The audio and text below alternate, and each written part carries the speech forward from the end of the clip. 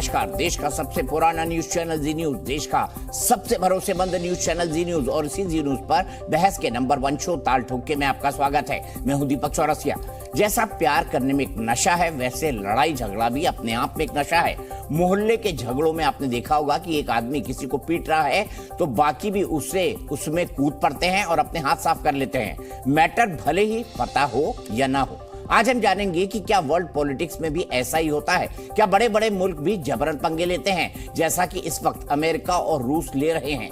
America और रूस दोनों को ही इजराइल से हमदर्दी है, दोनों को फिलिस्तीनियों से भी हमदर्दी है, दोनों ही चाहते हैं कि मसला शांति से मिल बैठकर सुलझ जाए, लेकिन फिर भी दोनों इजराइल और हमास के नाम पर भिड़ रहे हैं और विश्व युद्ध का माहौल बना रहे हैं। अमेरिकी राष्ट्रपति जो बाइडेन ने इजराइल से लौटकर बड़ा बयान दिया। उन्होंने रूस के राष्ट्रपति व्लादिमीर पुतिन और हमास को एक जैसा बता दिया, यूक्रेन और गाजा के संकट को एक जैसा बता दिया। दोनों में समानता बताई कि दोनों ही पड़ोस में लोकतंत्र खत्म करना चाहते हैं। फिर यह भी कहा कि जब तक मैं हूं यानी अमेरिका है, यूक्रेन और गाजा में ऐसा नहीं होने देंगे। उधर रूस को प्रॉब्लम यह है कि अमेरिका मिडिल ईस्ट से निकलने की बजाय उसमें और दखल क्यों दे रहा है, उसने 2 एयरक्राफ्ट कैरियर क्यों भेजे। असल में भूमध्य सागर में अमेरिका की इस हलचल को रूस अपने लिए खतरे के तौर पर देख रहा है। व्लादिमीर पुतिन ने साफ कहा है कि अमेरिका झूठ बोल रहा है कि उसका इस मसले से कोई लेना देना नहीं है।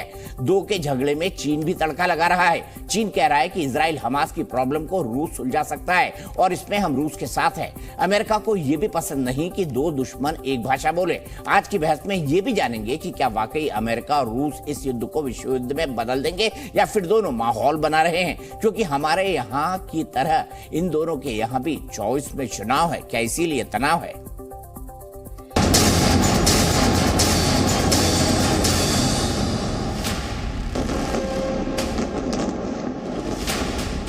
Hamas and Putin represent different threats, but they share this in common. They both want to completely annihilate a neighboring democracy, completely annihilate it. Больше и больше лично втягиваются в этот конфликт. Они втягиваются, это очевидная вещь. И пускай никто не говорит, что они к этому не имеют отношения. Мы считаем, что имеют. Вот плюс еще на фоне Iran is supporting Russia in Ukraine and is supporting Hamas and other terrorist groups in the region, and will continue to hold them accountable, I might add. Атмосферу. Вот они взяли, затащили 2 авиационные группировки в Средиземное море. In recent years, too much hate has given too much oxygen, fueling racism, the rise of anti-Semitism, Islamophobia, right here in America. Я думаю, что многие согласятся со мной в том, что это яркий пример провала на политике Соединенных Штатов на Ближнем Востоке, которые пытались монополизировать.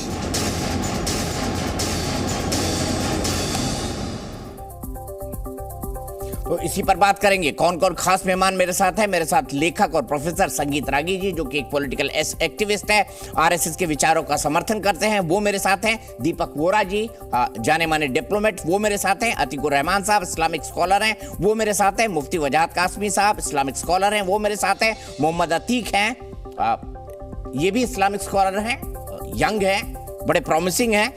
इसके अलावा असगर अली साहब एक advocate हैं, Delhi live view से मेरे साथ जुड़े हुए हैं। मोहम्मद अतीक साहब, क्या आपको पता है कि आज तक अरब वर्ल्ड ने जितने भी इजराइल के साथ युद्ध लड़े हैं, मुंह की खानी पड़ी है? फिर एक वॉर के हालात इसीलिए क्योंकि सऊदी अरब, यूएई के इजराइल से रिश्ते अच्छे हो रहे थे, बहरीन के रिश्ते अच्छे हो रहे थे, इसलिए हमास बीच में कूद गया। और मर कौन रहा है? आम फिलिस्तीनी। हमास वाले तो सुरंग में घुसे हुए हैं, तो ये आपका उम्मा आम फिलिस्तीनियों के साथ नहीं है।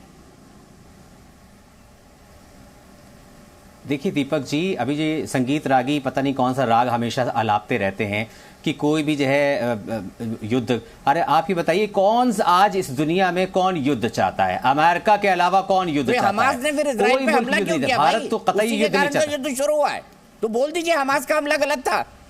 अच्छा देखिए, अभी ये संगीत रागी कह रहे थे ना कि जो है इजराइल बहुत मजबूत मुल्क है और वो पीट डालेगा, ये करेगा। देखिए टाइम बदल चुका है। अब छोटा सा ग्रुप जो है उसने बता दिया कि इजराइल की क्या हकीकत है। एक मीडिया के थ्रू एक जो गोलबंदी करी गई थी कि मोसाद दुनिया की सबसे ताकतवर और सबसे इंटेलिजेंस है कि परिंदा पर मारता तो उसको पता चल जाता है, लेकिन उसके घर के अंदर लोग उतर रहे थे, उसको नहीं पता था।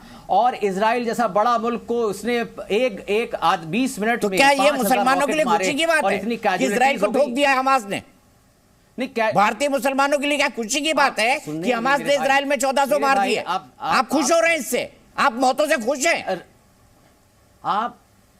आप यही प्रॉब्लम है कि बात पूरी नहीं होने देते हैं दीपक जी। उसके बाद संगीत रागी को तो कभी आपने नहीं टोका। चलिए बोलिए 1 मिनट बोलिए, मैं दौड़ रहा हूं, उसके बाद फिर वापस आऊंगा। बिल्कुल। आप तो ऐसे बोल रहे हैं हमास ने 1400 मार दिया, उससे आप पूछे कि आसमान से उतरे, दरिया से गए? नहीं, ये जो ग्लोरीफाई कर रहे हैं इजराइल को, ग्लोरीफाई कर रहे हैं, एक इजराइल को जो ग्लोरीफाई कर रहे हैं, फैक्ट बता रहे हैं मोहम्मद अतीक साहब कि अरब वर्ल्ड ने एक साथ मिलजुल के इजराइल से जितनी लड़ाई लड़ी है सब में हारे हैं, सब में हारे हैं। चंद लोगों ने इजराइल का बाजा बजा दिया है। फैक्ट ये है, तो मोहम्मद अतीक इससे खुश है कि 1400 इजरायली मारे गए? वो अमेरिका के गले लग के रो रहा है। बात से खुश है कि 1400 इजरायली मारे गए? समझेगी मोहम्मद अतीक जो एक भारतीय मुसलमान है, इस बात से खुश है कि इजराइल के 1400 लोग मारे गए? देखिए, जो जुल्म करेगा वो जुल्म का खामियाजा भुगतेगा जरूर। इजराइल ने 75 साल से फिलिस्तीनियों पे जुल्म कर रखा है, उसने उसके बच्चों को मारा है, लिहाजा जो जुल्म करेगा उसको खुदा सजा जरूर देगा, चाहे जिस रूप में दे, जिस तरह से भी से। और आज जो प्रधानमंत्री का आप बयान देखिए, जो ये संगीत रागी कह रहे हैं ना, खुदा सजा दे रहा है। इजराइल भारत के प्रधानमंत्री कह रहे हैं कि हम फिलिस्तीन के साथ खड़े हैं। ये फिलिस्तीनियों पे बम पड़ रहा है अब खुदा हमास की गलती के कारण।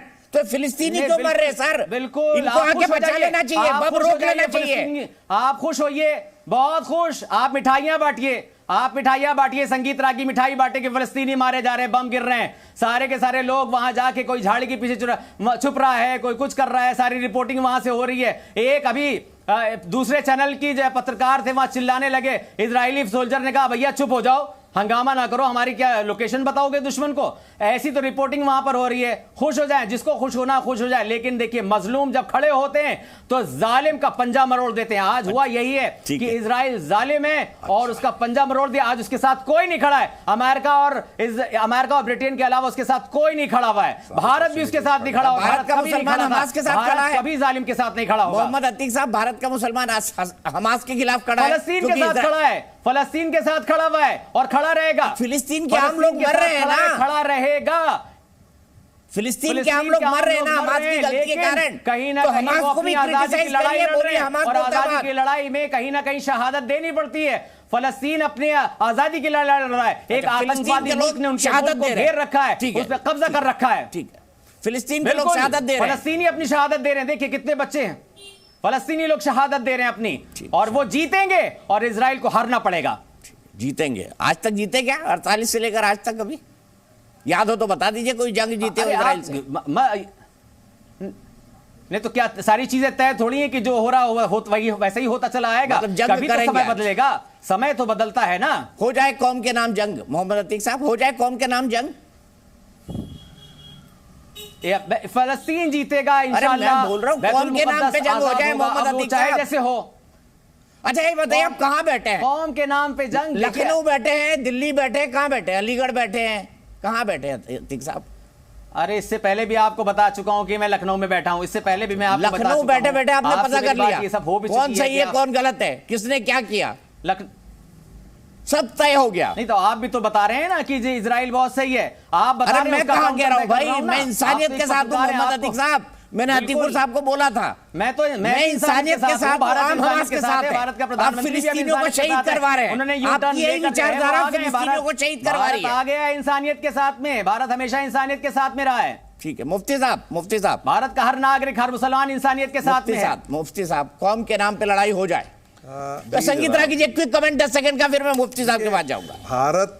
भारत तो हमेशा इंसानियत के साथ रहा है, लेकिन पैलेस्तीन जो है वो हैवानियत के साथ रहा है, क्योंकि पैलेस्तीन जो है वो कश्मीर में जितने रेडिकल एलिमेंट है उनके साथ खड़ा रहा है। कश्मीर पर के खिलाफ पैलेस्तीन कश्मीर पर भारत के साथ नहीं खड़ा रहा है। ओआईसी में न ईरान ने कभी भारत का साथ दिया और न ही पैलेस्तीन ने भारत का साथ दिया। लेकिन चाहे वो 1971 हो, चाहे वो 1965 हो, चाहे वो कारगिल का युद्ध है, इजराइल हमेशा हमारे साथ रहा है, हमेशा दुश्मनों जब पाकिस्तान के साथ लड़ रहे थे तब भी वो हमारे साथ था, हमारे डिप्लोमेटिक प्रधानमंत्री ने फिलिस्तीन के साथ था। इसलिए इजराइल के साथ भारत को खड़ा होना ही चाहिए। ठीक है, मैं अब मोहम्मद अतीक साहब एक बात बताइए मुझे, आपने कहा प्रधानमंत्री खड़े फिलिस्तीन के साथ, संगीत रागी खड़ा करेंगे इजराइल के साथ में। मुझे बताइए फिलिस्तीन के शहीद होने वाले लोगों से मोहम्मद अतीक का क्या रिश्ता है? आप ये मुझसे पूछ रहे हैं संगीत रागी का और जो बैठे हुए हैं उनका इजरायलियों से क्या रिश्ता है, जो इजरायलियों की इतनी वकालत करते हैं? आपका क्या रिश्ता है फिलिस्तीनियों से जिनको आप शहीद करवा रहे हैं? बैतुल मुक़द्दस है हमारा, वहां हमारा अटैचमेंट उससे हो सकता है। संगीत रागी का जो है अटैचमेंट बताइए ना मोहम्मद अतीक साहब, ये भी बताइए। आप देश के साथ नहीं खड़े हैं, आप देश के पॉलिसी के साथ नहीं खड़े हैं। हम देश के साथ नहीं खड़े हैं कि संगीत रागी नहीं खड़े हुए? संगीत रागी तो प्रधानमंत्री खड़े हैं फलस्तीन के साथ, वो कह रहे हैं कि हम फलस्तीन को एड देंगे। संगीत रागी कह रहे हैं कि भारत को इजराइल के साथ खड़ा होना चाहिए। आप ये बताइए कि कौन? हम तो भारत के साथ भारत के मुसलमान तो अरे फिलिस्तीन हमारे साथ, अरे मोहम्मद अतीक साहब समझिए ना, कहां खड़े? आपके फिलिस्तीन हमारे साथ कभी नहीं खड़ा रहा, लेकिन हम आज भी फिलिस्तीन के साथ खड़े हैं।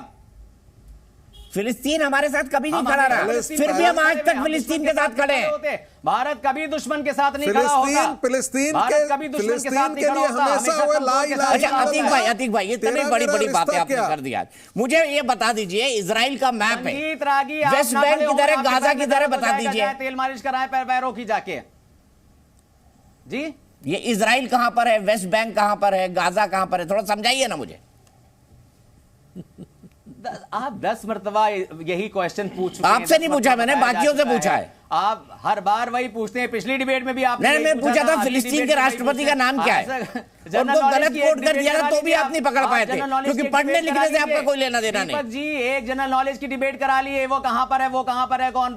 आप लास्ट टाइम आपने पूछा था कि फिलिस्तीन का प्रेसिडेंट कौन है, तब आपको जवाब मिल गया था। उसके बाद आप पूछ रहे हैं वेस्ट बैंक कहां था, वो भी जवाब आपको मिल चुका है। गजा कहां पर है, वो भी आपको जवाब मिल चुका है। रमल्ला कहां है, वो भी जवाब आपको मिल चुका है। लेकिन बार बार आप ऐसा करिए, एक जो है जनरल नॉलेज की पूरी डिबेट 1 घंटे की करा लीजिए, आपको बता दिया जाएगा। एक नहीं 10 मरतबा आप पूछ चुके हैं मुसलमानों से। अरे बता दो कहां है गाजा, कहां है रमल्ला, कहां है वेस्ट बैंक, बताइए ना। ऐसे लोग हैं अतीक साहब, बता दीजिए ना, एक बार फिर से बता दीजिए। मेरा ज्ञान ना थोड़ा कमजोर है मोहम्मद भाई। जिनका पढ़ाई लिखाई से कोई लेना देना नहीं है, वो नाले की गैस से चाय बना लेते हैं, हिंदुस्तान में बहुत सारे ऐसे लोग हैं जिनका पढ़ाई लिखाई से कोई लेना देना नहीं। लास्ट टाइम भी आपने कहा था कि पढ़ाई लिखाई से आपका कोई लेना देना नहीं, पर ये नहीं बताएंगे वेस्ट बैंक कहां पर है, ये नहीं बताएंगे रमल्ला क्या है, ये नहीं बताएंगे गाजा क्या है। मैं तो गया हूं वहां पर, इसीलिए मैं पूछ रहा हूं। आपने एक नाता तो जोड़ लिया है जनाब। आप तो गए, आप तो ज्ञानी है ना, आप तो ज्ञानी है। 10 मरतबा आप पूछ चुके, 10 मरतबा जवाब आपको मिल चुका है। एक बार फिर दे दीजिए, क्या दिक्कत है अतीक भाई? डिबेट करनी है किस मुद्दे पे? मुझे पता है आपके पास जवाब नहीं है जी, मुझे पता है आपके पास जवाब नहीं है। आपके पास सवाल नहीं है, आपके सवाल नहीं है। आप फलस्तीन के मजलूमों की आवाज नहीं बन सकते, इसलिए आप ऐसे क्वेश्चन पूछ रहे हैं। रमल्ला कहां है और वेस्ट बैंक कहां है, प्रेसिडेंट कौन है और गजा कहां है? आपके पास फलस्तीनियों के साथ खड़े होने का कोई जवाब नहीं है दीपक जी। इसी वजह से मुझे बड़े दुख के साथ कहना पड़ रहा है कि इतने बड़े चैनल फिलिस्तीन इजराइल के बारे में पढ़ा होगा, मैं वहां देख के आया हूं, 2 बार यासिर अराफात साहब से मिला हूं। बिल्कुल, आप तो लास्ट टाइम तो आप ये भी बता चुके हैं कि आप बगदाद में थे। बहुत अच्छी बात है। हाँ, मैं बगदाद में था भाई। आपको अब से नहीं जानता हूं, मैं था बगदाद में। आपको आपकी पत्रकारिता को अब से नहीं जानता हूं, मैं बहुत पहले से जानता हूं। जब आप किसी दूसरे चैनल्स में भी हुआ करते थे, सबसे मैं मानता हूं कि वाकई आपकी पत्रकारिता बहुत अच्छी है। लेकिन अब क्या करा जाए, कहीं आकर नैरेटिव तो चेंज हो जाता है। नैरेटिव चेंज है तो कोई बात नहीं, चलिए ठीक है, अच्छी बात है। अब मुझे चलिए ये तो बता दीजिए ना, वेस्ट बैंक कहाँ है, गाजा कहाँ है, ये तो बता दीजिए ना। मेरे को नहीं पता ना था अतीक भाई। आप अपने कौम के लोगों को समझा दीजिए, नहीं अपने भाइयों को समझा दीजिए, हिंदू भाइयों को समझा दीजिए, मुसलमानों को समझा दीजिए, यहूदियों को समझा दीजिए। संगीत रागी को भी अच्छी तरह से पता है, सबको अच्छी तरह से पता है कि कहां है। आपको लास्ट डिबेट में मैं आपको बता चुका हूं। पर क्या बताया मुझे याद नहीं रहा, मेरी याददाश्त कमजोर है अतीक भाई। यही सवाल बता दीजिए ना, वेस्ट बैंक कहां है, रमल्ला कहां है, गाजा कहां है, मोहम्मद अब्बास कहां रहते हैं, गाजा के कमांडर कहां रहते हैं, हमास के कमांडर कहां रहते हैं, बता चुका हूं, हिजबुल्लाह के कहां रहते हैं, बता चुका हूं। पूरी डिबेट आप इसी में कर लीजिए। मैं बार बार आपकी बातों का जवाब थोड़ी दूंगा, एक ही सवाल का जवाब हर आज तक आपने दिया ही नहीं और ना कभी दे पाएंगे। अच्छा, कल पढ़ के आइएगा थोड़ा, कल जनरल नॉलेज बढ़ा लीजिए। बिल्कुल, कल जनरल नॉलेज पढ़ के आइएगा, आप भी पढ़कर आइएगा और आप भूलिएगा नहीं कि आपने कौन सा सवाल लास्ट टाइम पूछा था। ठीक है, चलिए, आपके 3 साथ दिन भी से कौन 4 दिन से बनेगा? आप एक ही सवाल पूछते चले जा रहे हैं। आपके साथ हम भी कौन बनेगा करोड़पति खेलेंगे। रुपए पैसे नहीं देंगे वो अलग बात है, क्योंकि आप तो मालामाल लोग हैं। $100 मिलियन जो बाइडेन दे के चले गए आपको, गाजा को भी दे गए, फिलिस्तीन को भी दे गए। आपको तो बाइडेन साहब ने मालामाल कर दिया थी भाई। अरे इजरायलियों को भी तो मालामाल कर दिया, उनको तो हथियार भी दे रहे हैं जो बाइडेन, उनको तो हथियार भी दे रहे हैं, माल भी दे रहे हैं, पैसे भी दे रहे हैं, सब कुछ दे रहे हैं, और अब झप्पी भी दे रहे हैं, गाली देते हैं इजरायलियों को झप्पी भी दे रहे हैं। जिनको आप गाली देते हैं 75 साल से वही खाना दे रहे हैं, गाजा में भी और वेस्ट बैंक पे भी। अगर मैं गलत हूं तो मुफ्ती साहब बता दीजिए मुझे। 75 साल से वही खाना दे रहे हैं। खाना अल्लाह दे रहा है, ये आपकी गलत फहमी है। अरे दीपक जी, ये आपकी गलत फहमी है। हम सबको खाना अल्लाह देता है, कोई नहीं दे रहा है। चलिए, और अपने अपने मफाद के एतबार से लोग दे रहे हैं, और अब मफाद नहीं होगा देख। अच्छा, आप चाहते हैं मोदी साहब प्रधानमंत्री बने? हटे, प्रधानमंत्री पद से हटे, बताइए। चाहते हैं हम मोदी साहब प्रधानमंत्री रहे या नहीं रहे? आपका क्या मानना है, बताइए। देखिए, पूरा इंडिया गठबंधन अगले चुनाव में भारतीय जनता पार्टी के खिलाफ बनाए, और इंशाअल्लाह अगली मर्तबा भारतीय जनता पार्टी की सरकार नहीं बनेगी, क्योंकि भारतीय जनता पार्टी ने जिस तरह से लोगों को वो करा है, हमारी नीतियों को मुसलमानों क्या करा है, वो क्या होता है सर? वो क्या, जिस तरह से पूरा वो करा है, तो क्या करा है बताइए। अब वो आप समझते हैं। अच्छा, वो मैं समझता हूं। देखिए, वो अच्छा, देखिए ना, भी आपने समझा दिया, गाजा भी समझा दिया, नरेंद्र मोदी जी ने वो किया, वो भी समझा दिया। अब वो समझ लीजिए, वो समझ लीजिए, वो समझ लीजिए। भारतीय जनता पार्टी अल्लाह चाहेगा तो हट जाएंगे, अल्लाह चाहेगा तो में आदिवासी के चेहरे पे पेशाब किया, आदिवासी के चेहरे पे पेशाब किया, उसको माफ नहीं करा जाएगा। प्रॉफिट मोहम्मद को भारतीय जनता पार्टी की प्रवक्ता ने बुरा भला कहा, उसको माफ नहीं करा जाएगा। संसद के अंदर मुसलमानों को भद्दी भद्दी गालियां दी गई, उसके लिए माफ नहीं करा जाएगा। और मणिपुर के लिए माफ नहीं करा जाएगा। मणिपुर में हमारी मां बहनों को नंगा करके घुमाया गया। अल्लाह चाहेगा तो हट जाएंगे, अल्लाह चाहेगा तो हट जाएंगे, अल्लाह चाहेगा तो बन जाएंगे, कोई दिक्कत नहीं है। बढ़िया बात है मोहम्मद अतीक साहब, आप अपना गुस्सा अपने अंदर रखिए। जब वोट डालने जाए तो याद रखिएगा इसको। मुफ्ती वजाहत काज़मी साहब, मैं आपसे जानना चाहता हूँ, ये हमारे मोहम्मद अतीक साहब ने लंबी तकरीर करी है, आज तकरीर सुन के भी आए होंगे। आज कई मस्जिदों में नमाज जनाजा फिलिस्तीन के लिए पढ़ी गई। अरे इजरायलियों के लिए भी पढ़ देते, क्या दिक्कत है? वहां पे भी 18 लाख मुसलमान रहते हैं। देखिए दीपक, बात को थोड़ा सा हम लोग जो है वो सीरियस कर लेते हैं। ठीक है साहब, बिल्कुल सीरियस घुमा फिरा रहे हैं। मैं मुफ्ती साहब आपको इसीलिए बताता हूं, फिलिस्तीन के लिए कभी भी हमें, अभी प्रधानमंत्री नरेंद्र मोदी जी ने या पहले भी जो भी प्रधानमंत्री रहे हैं देश में, फिलिस्तीन को लेकर के कोई भी ज़रा भी बात हमेशा ऐसी नहीं रही कि फ़िलिस्तीन के ख़िलाफ़ रहे हों। भारत जो है, हमेशा भारत की सरकार की पॉलिसी रही है कि फ़िलिस्तीन की और इसराइल की सीमाएं सुनिश्चित और सुरक्षित होनी चाहिए, और फ़िलिस्तीन की हमेशा इमदाद की है, हर तरीके से की है। बात हम घुमा फिरा करके जब ले जाते हैं हमास की तरफ, हमास और फ़िलिस्तीन को हम शुरू दिन से 10 दिन से हम डिबेट में हैं, कम से कम हमास और फ़िलिस्तीन को अलग नहीं कर पा रहे हैं। आप नज़रिए का रुख ये देखिएगा कि जब हमास इसराइल पर हमला कर रहा है तो ईरान और लबनान में जश्न का माहौल क्यों है? क्या इसकी इस्लाम इजाज़त देता है? क्या हमास को इस बात की इजाज़त भी इस्लाम देता है कि वो वहाँ पर नंग नाच करे? क्या ये इस्लाम में जितनी भी जंगें हुई हैं, हमास ने जो इसराइल पर हमला किया, वो सारी की सारी चीज़ें खिलाफ थी कि नहीं थी इस्लाम के? कि बच्चों पर हमला नहीं करना, बूढ़ों पर नहीं करना, औरतों पर नहीं करना, सिविलियन पर नहीं करना, ये सारी बातें पर क्यों हम लोग बहुत गंभीर से और बहुत विस्तार से चर्चा नहीं करते हैं? और क्यों हम ये बात दुनिया को बताना चाहते हैं कि फ़िलिस्तीन उम्मा के खिलाफ भारत है? नहीं, भारत का मुसलमान, भारत का हिंदू, भारत की सरकार, भारत की विदेश पॉलिसी फ़िलिस्तीन के खिलाफ न थी, न है, न हो सकती। और संगीत तराकी साहब की बात को भी कैसे मोड़ दिया इन्होंने अचानक से ही। बड़े होशियार और चालाक लोग हैं। उन्होंने कहा कि हमने फ़िलिस्तीन का साथ हमेशा दिया, लेकिन फ़िलिस्तीन को जब जब मौका मिला उसने हमेशा उन्हीं लोगों का साथ दिया, चाहे वो कलमे की बुनियाद पर, चाहे वो रिश्ते की बुनियाद पर। भारत में तो अटल बिहारी वाजपेयी जी का मौक़िफ़ पूरी दुनिया जानती है, आज भी वायरल हो रहा है। लेकिन यासिर अराफात इंदिरा गांधी के दोस्त हो सकते थे, राजीव गांधी के दोस्त हो सकते थे, सारी चीज़ें थी, लेकिन जब मसला कश्मीर आता था तो पाकिस्तान के साथ खड़े होते थे। फ़िलिस्तीन के साथ भारत हमेशा रहा और रहेगा। भारत की पॉलिसी बहुत साफ है। रशिया लड़ाए, अमेरिका लड़ाए, चाइना लड़ाए, ईरान लड़ाए, लबनान लड़ाए, लेकिन भारत की पॉलिसी तो अमन वाली पॉलिसी है, भारत की पॉलिसी तो पीस वाली पॉलिसी है। भारत तो कह रहा है कि आतंकवाद के खिलाफ लड़ना है और आखिर दम तक लड़ना है, और मोदी जी अपनी बात पर अटल है। और मैं कहता हूं रशिया लड़े, खूब हथियारों का सौदा करे, चाइना करे, ईरान करे, लेकिन पूरी दुनिया में जो पैगाम जाएगा और पूरी दुनिया के अंदर जो क़यादत होगी एक दिन वो मोदी जी की होगी, भारत की होगी। भारत सुपर पावर होगा, भारतीयता सुपर पावर होगी, और मोदी जी जो आतंकवाद के खिलाफ एक अज़म कर रहे हैं वो पूरी दुनिया को जाएगा। मैं कुछ चीज़ें और मन में लिए बैठा हूं। जितनी बार फिलिस्तीन का, इसराइल का मसला आया, बड़े बड़े मसले दुनिया के हल हुए हैं। 150 करोड़ मुसलमान, 140 करोड़ मुसलमान जो है, मैं कहता हूं बैतुल्लाह से, बैतुल मुक़द्दस से मोहब्बत रखता है, फिलिस्तीन से मोहब्बत रखता है, करे खूब, कोई मना नहीं करता। लेकिन ये मोहब्बत क्या यहूदियों से आपको नफरत सिखा रही है? ये मोहब्बत क्या ईसाइयों से, हिंदुओं से या दूसरी कौमों से आपको नफरत सिखा रही है? ऐसा कहाँ इस्लाम ने कहा है कि आप इनसे नफरत करो और इनसे? मुसलमान का मुसलमान से मोहब्बत करने का मतलब क्या है? दीपक भाई, ये रह गया कि वो हिंदुओं से नफरत करेगा, ये ईसाइयों से नफरत करेगा। मैं कहता हूं कौन सा इस्लाम है ये? तो बिल्कुल इंसानियत के खिलाफ इस्लाम है। ऐसा इस्लाम मैंने तो पढ़ा नहीं, इन मुल्लाओं ने कहां से पढ़ा है? जरा इनसे पूछिए। मेरा चैलेंज है, इनको बताएं कि इस्लाम ने कहा कि तुम इनको कत्ल कर दो और इनकी कत्ल पर तुम नाचना, खुशी मनाना, चिराग जलाना, पटाखे फोड़ना, और जब तुम मरो तो पूरी दुनिया के अंदर मातम करना। ये कहां है इस्लाम?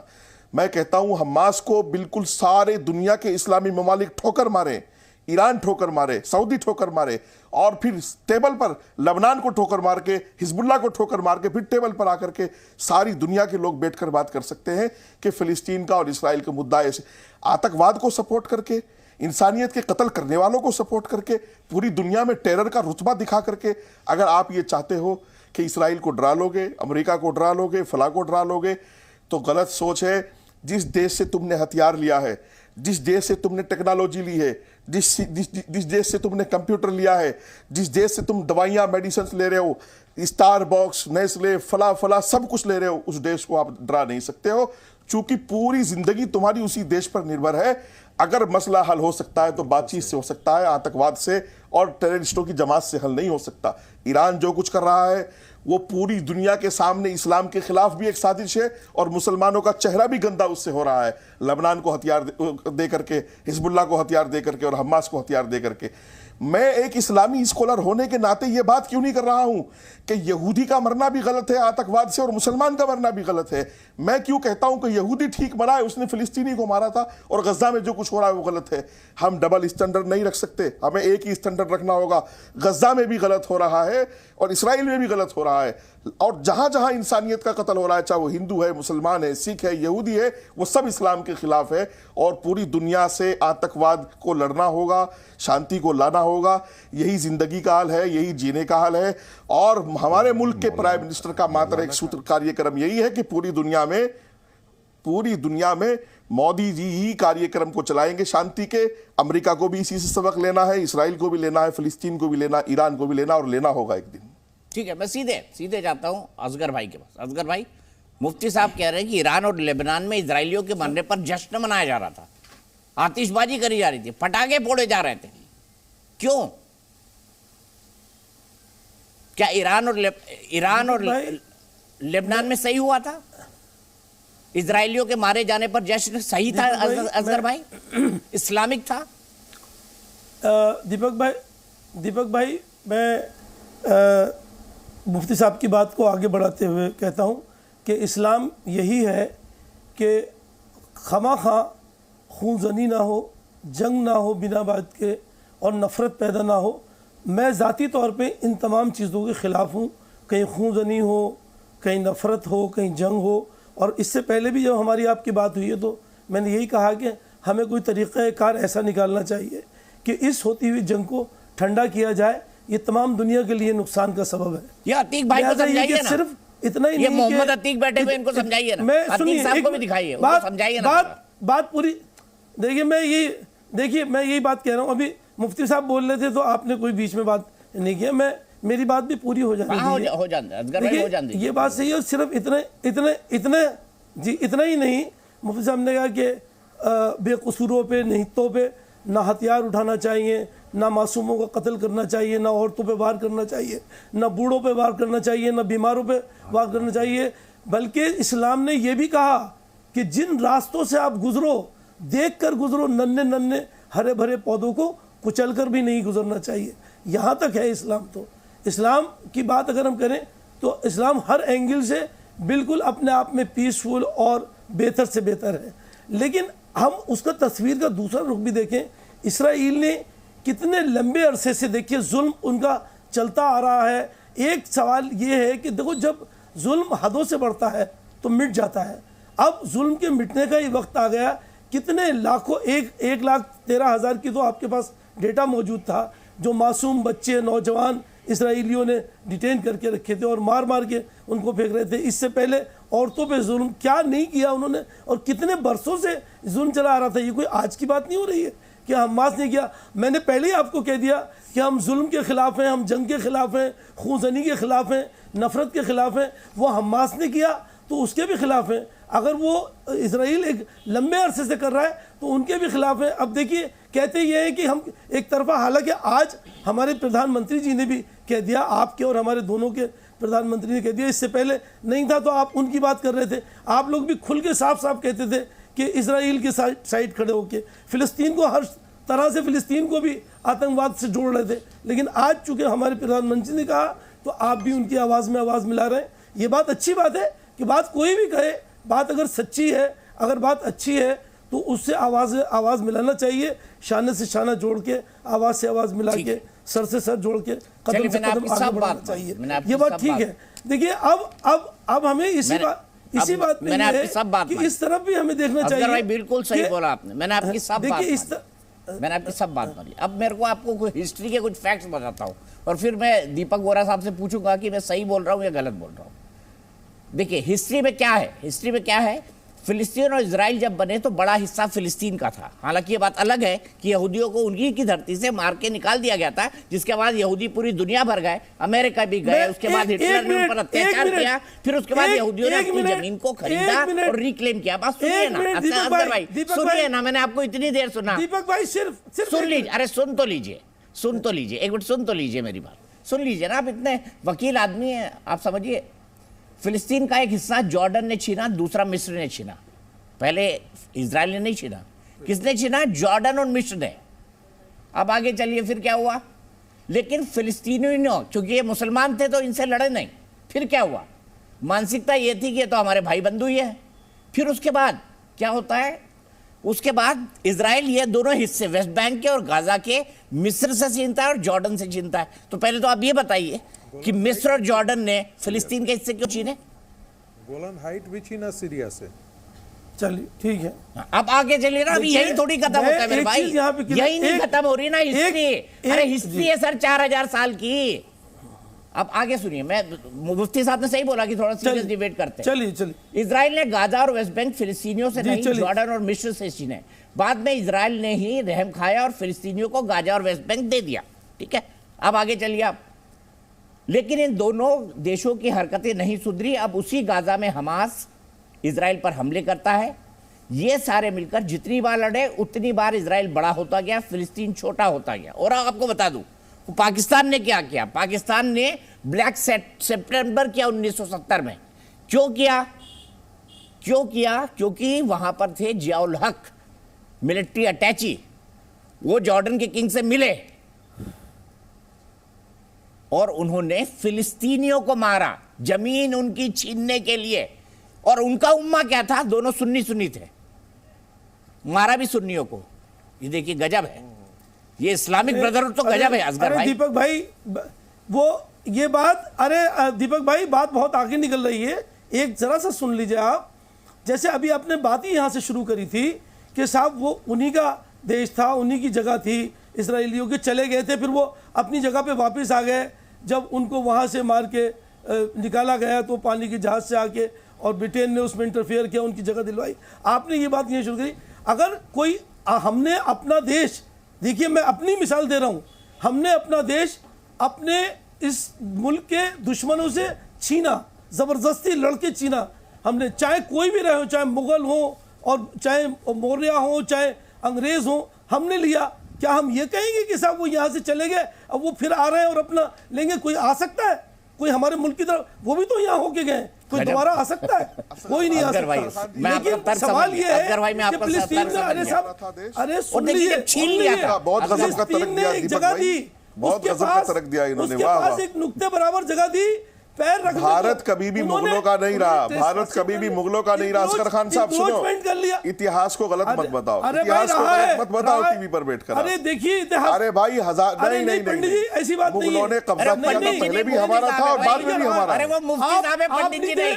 आप जब नहीं थे, आप, अच्छा हाँ मुफ्ती साहब, आप नहीं थे उस वक्त मुफ्ती। अरे जो कोई अच्छी बात बोल रहे हैं आपको पंडित लगने लगता है। मुफ्ती साहब अच्छी बात बोल रहे हैं भाई, बोलने दीजिए उनको। वकील साहब आपको पता है सच क्या है, झूठ बोलते रहो आप भाई। जिसका जो राज कर रहा है आज, अरे साहब भाई, भारत पहले भी हमारा था, बाद में भी हमारा है। मुगलों ने कब्जा किया था, वो छूट गया है, बात खत्म हो गई। अरे छूट गया, अब फिर आप ये कहोगे जी वो तो आ रहे। अंग्रेजों की बात करो जिनसे आपने माफी मांगी है, कैसे आपने आएंगे? कलवे चाटे हैं, जिनको सब आपने आप जैसे महात्मा थोड़ा को ही मारा है, है, आप हमारे उनकी बात जैसे करो। लोग भी हैं, अरे हमारा उन्हीं डीएनए अंग्रेजों भारतीय ने पाकिस्तान दे है, दिया, हमारे आपने देश जैसे को लोग बांट भी हैं, दिया। सब आप जैसे नहीं है। आप जहाज जोड़ने वाले, आप तलवे चाटने वाले लोग हो, झूठ बोलने वाले। कैसी बात करते हैं असगर भाई? आपका डीएनए भारतीय नहीं है, मौज करो तुम। बिल्कुल साहब, ठीक है, मैं सीधे दीपक वोरा साहब के पास जाता हूँ, सीरियस बात पर। मैं संगीत रागी जी, मैंने आपका हाथ देख दिया, आतिकुर भाई भी बाकी है, दीपक वोरा साहब। आप असगर भाई बहुत लंबी बात कर ली ना आपने, मुफ्ती साहब ने समझा भी दिया। दीपक वोरा साहब, क्या मैंने जो बोला गलत बोला? और क्या इजराइल पहले यहूदियों का ही नहीं था? सर आपकी सबसे पहले तो थैंक यू वेरी मच। मैं जब भी आता हूँ ना आपके स्टूडियो में, लगता है अपने स्कूल में आया हूँ। आपसे बहुत कुछ सीखने को मिलता है। यू आर द बेस्ट, और ये मैं दिल से कह रहा हूँ सर। और फिर आपका चैनल तो बेमिसाल है। आपने बिल्कुल सही कहा है, यहूदियों का था सर। बाइबल में भी लिखा हुआ है, बुक ऑफ जेनेसिस में लिखा हुआ है, एक्सोडस में लिखा हुआ है कि this is the land of the Jews. King Solomon का टेम्पल वहाँ पे बना था। सर मैं एक फ्री मेसन हूँ, हमारे लिए तो बहुत पवित्र जगह है वो बहुत पहले बना था, before the arrival of Islam. तो ये बहुत अहम बात आपने की। दूसरी चीज़ सर, जब वो पार्टीशन प्लान बना था कि पैलेस्टाइन की जो हिस्टोरिकल टेरिटरी है उसको डिवाइड किया जाए यहूदियों के बीच में और मुस्लिम्स के बीच में। ठीक है, सीधे दीपक वोरा साहब के पास चलता हूँ। दीपक वोरा जी, क्या देख पा रहे हैं सिचुएशन को? सबसे पहले बता दें सर, जो आप कह रहे थे बिल्कुल सही है। और जब ये वोटिंग हुई थी 1947 में, हमने मुखालफत की थी कि पार्टीशन नहीं होना चाहिए, लेकिन वो वोट हम लोग हार गए थे, बाकी लोग जीत गए। और फिर उस समय सर यहूदियों ने एक्सेप्ट किया। आप जानते हैं कि जो सो कॉल्ड अरब्स हैं, पैलेस्टीनियन, उन्होंने नहीं एक्सेप्ट किया, फिर हमला किया इजराइल के ऊपर। और फिर इजराइल ने अपने आप को बचाया। और फिर जॉर्डन, आपने बिल्कुल सही कहा है, उसने ले ली टेरिटरी, और उसके साथ साथ इजिप्ट ने भी ले ली टेरिटरी। और फिर 1967 में इजराइल ने उस टेरिटरी को हासिल किया, क्योंकि उसको डर था। जॉर्डन का आपने बिल्कुल सही किया, ज़ियाउल हक का नाम लिया था सर, वो वहाँ पे गए थे on an advisory role.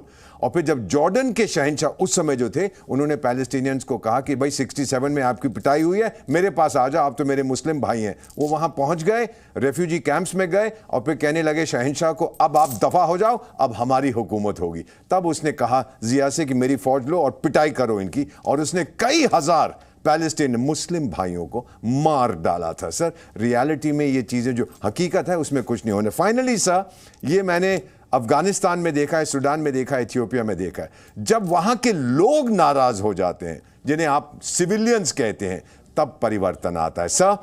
Afghanistan में जब हुआ था 9/11, उसके बाद अमरीकियों ने कहा कि ये ओसामा हमको दो। पहले तो तालिबान बोले नहीं पश्तून वाली ये वो नहीं देंगे। जब अमेरिका ने बॉम्बिंग शुरू कर दी, ये मैं जानता हूं सर, मैंने देखा है, तो क्या बोले तालिबान, अरे जितने लोग हैं अफगानिस्तान में जिनका नाम ओसाना है, सबको ले जाओ, हमें क्या करना है इन आतंकियों के साथ। जब ये पैलेस्टाइन में होगा कि हमास भाई लोग भाग जाओ, हमारा क्या लेना है, हमें रोटी कपड़ा मकान चाहिए, हमें शांति चाहिए, तुमने जो करना कहीं और जाके लड़ो, उस दिन शांति आएगी सर, उससे पहले नहीं आएगी।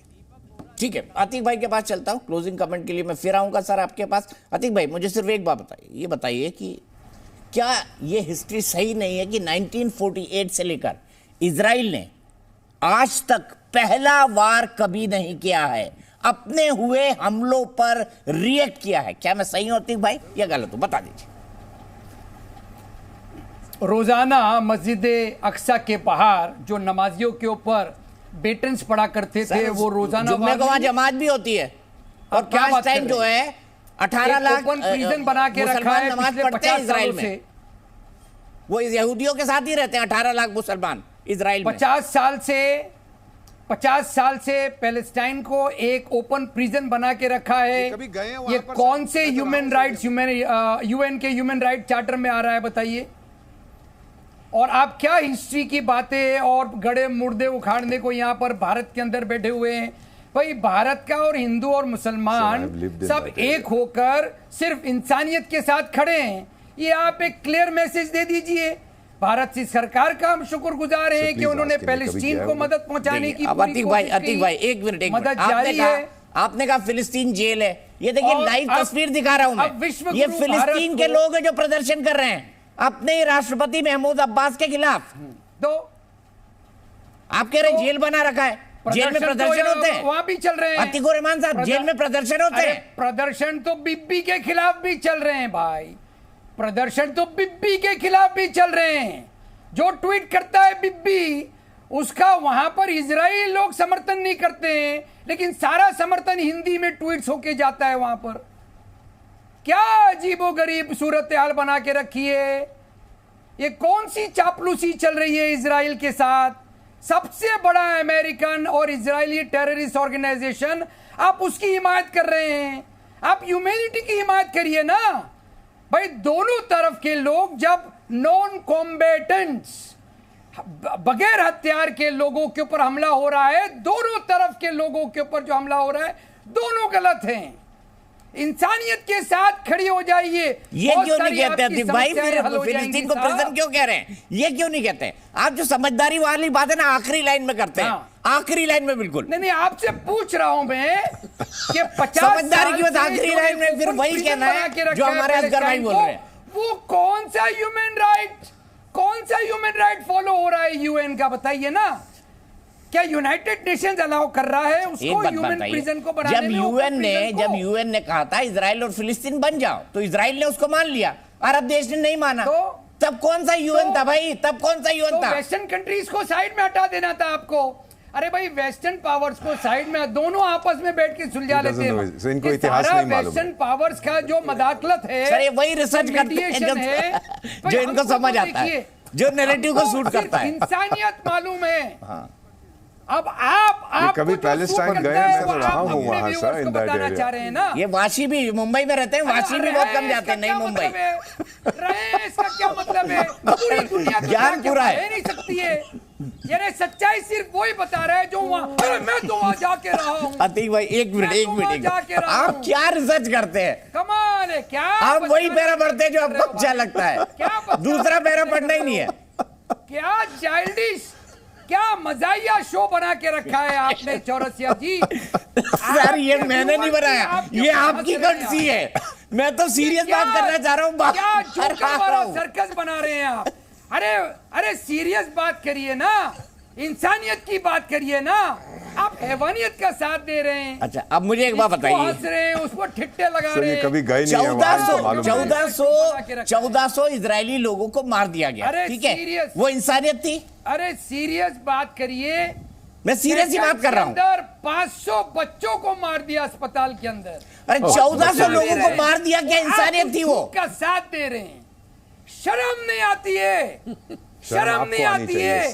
झुटला भी रहे हैं उसको आप। शर्म आनी चाहिए। अरे बच्चे मारे गए हैं उस अस्पताल के अंदर, चाहे जिसने भी किया हो। थोड़ा शर्म करिए साहब, और थोड़ी सी शर्म करिए। हमास ने जो मारा है, इंसानियत का साथ दीजिए। मुफ्ती साहब कुछ कह रहे हैं। मुफ्ती साहब बोलिए। मुफ्ती साहब क्यों मारा है भाई? मैंने कहा हमास ने जो अटैक किया इसराइल पर, वहां क्या जानवर मरे थे, वहां इंसान नहीं मरे। खत्म करो, आप कह रहे हैं। उसामा बिन लादेन को जैसे खत्म किया, हमास को भी वैसे ही खत्म करे अमेरिका। हम अमेरिका के साथ हैं। हमास देखिए सब अरे वाह वाह वाह वाह वाह वाह, ये रिसर्च सही है। ये वाली रिसर्च सही है दीपक भाई, ये वाली रिसर्च लास्ट वाली ठीक है। मान लेंगी बात। चलिए मैं यहीं पे रुकता हूँ। जोक नहीं करिए यार, सर्कस नहीं चल रहा है। अपने शो को सर्कस नहीं बनाइए दीपक जी, अपने शो को। चलिए कंक्लूडिंग कमेंट दीपक वोरा साहब, आपको सीरियस बना दीजिए थोड़ा।